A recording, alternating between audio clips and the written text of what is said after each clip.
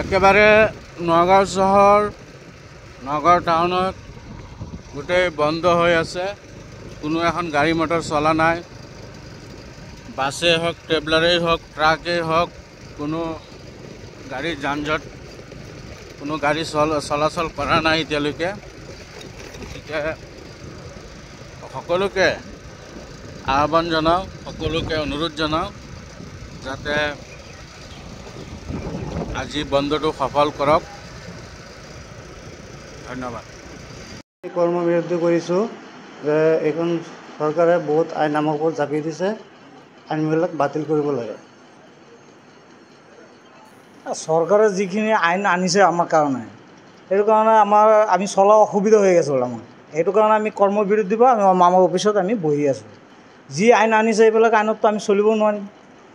য'ত ত'তে গাড়ী ফটো মাৰে পুলিচে, আৰু ধৰক যি বহুত কিবা কিবি আৰু এইটো কাৰণে আমি মানে টুল গেটৰ টেক্স বঢ়াইছে, বহুত কিবা কিবি মানে আমি চলা ৰাস্তাত চলিব নোৱাৰা নিচিনা হৈ গ'লোঁ।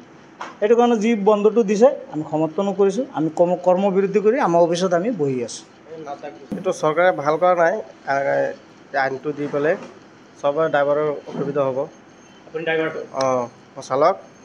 আপোনাৰ অসুবিধা মানে কি, ক'লা আইনটো জাপি দিছে। আমি 7 লাখ টকা ক'ৰ পৰা দিম? 7 লাখ টকা হ'লেতো আমি গাড়ী নচলাওঁ। 7 টকা থাকিলে কি আমি গাড়ী চলালোঁ তেনেকৈ? আৰু 7 বছৰ জেল দিছে। এইটো আইনটো ভাল কৰা নাই। সেইটো কাৰণে আমি আজি বহি আছোঁ অফিচত। কৰ্মবিৰতি কৰিছোঁ। প্ৰথমতে আপোনালোকে আমাৰ অফিচত অহাৰ কাৰণে ধন্যবাদ দিব খুজিছোঁ। আচল কথা হ'ল, বন্ধটো আমি দিয়া নাই। বন্ধটো দিছে ভাৰতৰ ট্ৰেড ইউনিয়ন খন্দাই দিছে। আমি সমৰ্থন জনাইছোঁ। আমি এইটো কাৰণে সমৰ্থন জনাইছোঁ, আমাৰ যাবলৈ ৰাস্তা নাই। ক'ত যাম? আমি যিটো উপাৰ্জন কৰোঁ সেইটো উপাৰ্জন আমাৰ ঘৰখনে চলাব নোৱাৰোঁ। আজি কেনিবাদি গাড়ীখন লৈ যাব, ফটো মাৰে। ক'ৰবাত পাৰ্কিং কৰি ৰাখিব, তাত ফটো মাৰে। আপোনালোকে নিজে জানে। গতিকে যিমান ডাঙৰ ডাঙৰ আইন, গোটেই আইনবিলাক জাপি দিছে আমাৰ মূৰৰ ওপৰত। যিটো সময়ত লকডাউন হৈছিলে, সেইটো সময়ত মানুহ বাহিৰলৈ ওলোৱা মানা হৈ গৈছিলে। কিন্তু আমাৰ এই ড্ৰাইভাৰ বন্ধুসকলে যিটো জেগাত কোৱাৰেণ্টাইন দিছিলে, তাতো গৈ আমি ৰেচন দিছোঁগৈ। আমাক কিন্তু PPE কিট দিয়া নাছিলে। ডক্টৰ যেতিয়া সোমাই গৈছিলে PPE কিট পিন্ধি গৈছিলে। পুলিচ যেতিয়া সোমাই গৈছিলে PPE কিট পিন্ধাই নিছিলে। কিন্তু আমাৰ ড্ৰাইভাৰবিলাকৰ কাৰণে এখন মাস্কো নিদিলে। তেনেস্থলত আমাৰ সকলো শ্ৰমিকে যিটো কষ্টৰে আমি লকডাউনত গাঁৱে ভাৱে ৰেচন দি যেনেকৈ আমি ৰাইজক যিমান পাৰোঁ মানে নিজৰ গাৰ বল ক্ষতি কৰি হ'লেও সেৱা কৰিছোঁ, তেনেস্থলত আমাক চৰকাৰে একো নিদিলে। আপোনালোককচোন কিবা দিছিল নেকি? কিন্তু আজি চাওক, এক্সিডেণ্ট হ'লে 7 লাখ টকা ফাইন, 10 বছৰ জেল। মোৰ তাত যদি 7 লাখ টকা থাকিলেহেঁতেন মই গাড়ী চলালোহেঁতেন নেকি?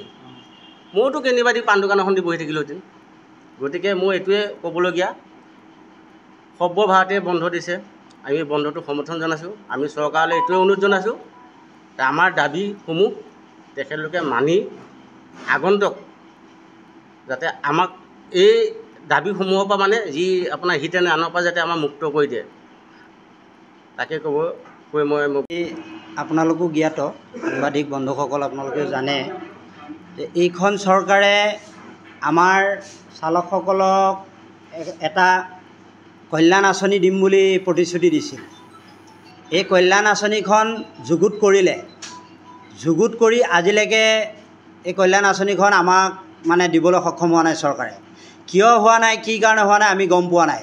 আৰু চৰকাৰে দিম বুলি কৈ আঁচনিখন আজিলৈকে আমাক দিব পৰা নাই। আল্টিমেটলি 2026 ইলেকশ্যন আকৌ সমাগত। তাৰপিছত এই যে কিছুমান কলা আইন আমাৰ ওপৰত জাপি দিছে, হিট এণ্ড ৰাণ, আপোনালোকে গম পায়। এই হিট এণ্ড ৰাণ কলা আইনখনেও আমাৰ ওপৰত জাপি দি তেওঁলোকে এনেকুৱা এটা কাম কৰিছে, আমি ক'ৰবাত যদি এক্সিডেণ্ট কৰোঁ, চালকজনে এক্সিডেণ্ট কৰি লৈ পেলাই চালকজন সেই এক্সিডেণ্ট জেগাত খাৰা থাকিব লাগিব। আপোনালোকে কওক, চালক এজনে এক্সিডেণ্ট কৰি সেই জেগাখিনিত খাৰা থাকিলে চালকজন বাচি আহিব নেকি? তেওঁলোকে যে এনেকুৱা আইন ব্যৱস্থা কৰিছে। আৰু এজন চালকে 7 লাখ টকা জৰিমনা ভৰিব লাগিব। 7 লাখ টকা যদি সেই চালকজনে দিবই পাৰে, তেতিয়াহ'লে সেই চালকজনে কি গাড়ী চলাবলৈ ওলাই আহিব নেকি ৰাস্তাত? তাৰপিছত 10 বছৰ কাৰাদণ্ড। 10 বছৰ যেতিয়া কাৰাদণ্ড দিব, সেই চালকজনৰ ঘৰখন ক'ৰ পৰা চলিব, কেনেকৈ চলিব? তেওঁৰ ল'ৰা ছোৱালী পোহপাল কোনে দিব? চৰকাৰে ইয়াৰ জিম্মেদাৰ ল'ব নেকি?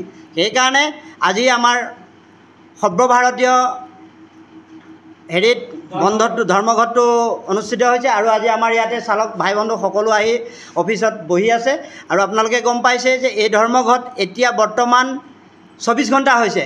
অনাগত দিনত যদি চৰকাৰে আমাৰ এই দাবীসমূহ মানি নলয় তেতিয়াহ'লে অনাগত দিনত 48 ঘণ্টা 72 ঘণ্টা হয়তো বন্ধ হ'ব পাৰে। 9 জুলাই আজি সমগ্ৰ দেশ বন্ধ, লগতে অসমো বন্ধ।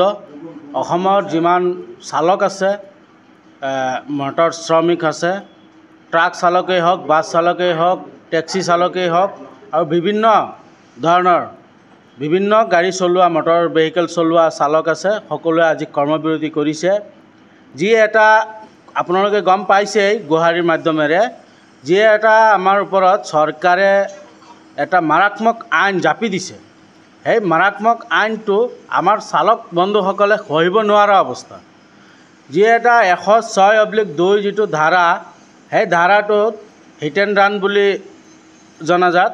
সেই ধাৰাটো এনেকুৱা মাৰাত্মক আইন, এজন চালকৰ এক্সিডেণ্ট কৰিলে 7 বছৰ জেল হ'ব, 7 লাখ টকা জৰিমনা হ'ব।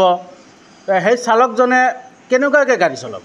তেওঁতো গাড়ী মটৰ চলাবৰ পৰা বিৰত থাকিবই লাগিব, যিহেতু 7 বছৰ জেলো খাব নোৱাৰিব আৰু 7 লাখ টকা জৰিমনাও দিব নোৱাৰিব।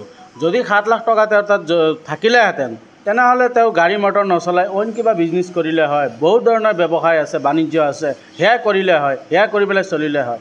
গতিকে আৰু টোল গেটৰ বিষয়েও, টোল গেটত যিটো উপগ্ৰহৰ মাধ্যমেৰে যিটো টোল সংগ্ৰহ কৰিব বিচাৰিছে, সেইটো আমাৰ ওপৰত এটা বোজা জাপি দিছে। আমি যদি ডেইলি কালেকশ্যন কৰি পেলাই পাওঁ 200 টকা, তাৰে পৰা 300 টকা আমি টোল ভৰিব লাগিব। তেতিয়া আমাৰ ঘৰৰ ল'ৰা ছোৱালী পৰিয়ালবৰ্গক পোহপাল কেনেকুৱা দিব মটৰ শ্ৰমিকসকলে? সেইকাৰণে আজি 9 জুলাই 24 ঘণ্টীয়া চকা বন্ধ দিয়া হৈছে আৰু অনাগত দিনত 48 ঘণ্টা বন্ধ দিয়া হ'ব, 72 ঘণ্টা বন্ধ দিয়া হ'ব আৰু অনাগত দিনত অনিৰ্দিষ্টকাললৈকে বন্ধ থাকিব পাৰে। যদি চৰকাৰখনে আমাক বাধ্যতা কৰায় তেনেহ'লে আমি অনিৰ্দিষ্ট কাললৈকে আমি কৰ্মবিৰতি কৰিম, আমি বেলেগ কিবা ব্যৱসায় কৰিম, লাগিলে আমি ঠেলা ৰিক্সা চলাম, লাগিলে আমি হাজিৰা কাম কৰিম, কিন্তু আমি গাড়ী নচলাম। গাড়ী চলাই ৰাইজৰ সুৰক্ষা কৰি, ৰাইজৰ সেৱা কৰি, আজি লকডাউনতো কিমান আমাৰ চালক শ্ৰমিকসকলে ৰাইজৰ সেৱা কৰিছে, হেৰি কৰিছে। গতিকে এইখিনি কৰি মেলি তাৰপিছতো যদি আমাৰ ওপৰতেই যদি কলা কানুনবিলাক জাপি দিয়ে, এটাৰ পিছত এটা আইন যদি আমাৰ ওপৰত জাপি দিয়ে, তেনেহ'লে এইটো আমি গাড়ী মটৰ চলোৱাতকৈ বিৰত থকাই ভাল। আমি অইন কিবা বিজনেছ কৰিম, এইটোৱে আমাৰ ভাল। গতিকে চৰকাৰৰ গাড়ী চৰকাৰে সমজি ল'ব। আমি চৰকাৰৰ চালক নহয়, আমি চৰকাৰৰ গোলাম নহয়। আমি আমাৰ কৰ্মবিৰতি কৰি আমি বেলেগ কিবা কাম ধান্দা আছে যদি কৰিম, নহ'লে বেলেগ কিবা কাম কৰি পেলাই চলিব পাৰোঁ যদি চলিম, মটৰ ভেহিকেল নচলাওঁ। আৰু আমাৰ এই দাবীসমূহৰ কাৰণে আজি এই 24 ঘণ্টীয়া বন্ধ দিয়া হৈছে। সেই দাবীসমূহ যদি চৰকাৰে মানি নলয় তেনেহ'লে আমি অনাগত দিনত যিটো পদক্ষেপ ল'ব লগা হয় সেইখিনিকে আমি ল'ম। ধন্যবাদ।